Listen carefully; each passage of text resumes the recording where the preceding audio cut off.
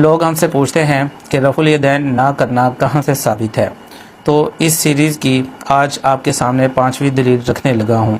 میرے پاس نسخہ موجود ہے سنن النسائی کا، اور اس کے صفحہ نمبر 193 پہ حدیث نمبر 1184 موجود ہے۔ اسلام 360 پر بھی آپ پڑھ سکتے ہیں۔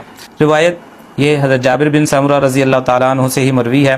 فرمایا خرج علینا رسول اللہ صلی اللہ علیہ وسلم، ہمارے پاس رسول اللہ صلی اللہ علیہ وسلم تشریف لائے، ونحن یعنی رافع ایدینا فی الصلاۃ، اور ہم نماز میں رفع الیدین کر رہے تھے، اپنے ہاتھوں کو اٹھا رہے تھے، فی الصلاۃ نماز میں۔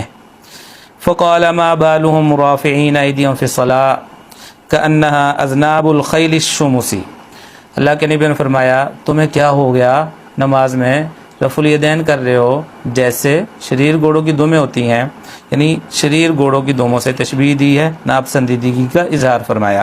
آخر میں فرمایا اسکنوا فی الصلاۃ، نماز میں سکون اختیار کرو، یعنی نماز کے دوران جتنے رفع الیدین تھے اللہ کے نبی صلی اللہ علیہ وسلم نے ان کو چھوڑنے کا حکم دے دیا، سکون اختیار کرنے کا حکم دیا، اور جو افتتاح صلاۃ والا رفع الیدین ہے وہ بالاتفاق سب کے نزدیک مشروع ہے اور سنت ہے۔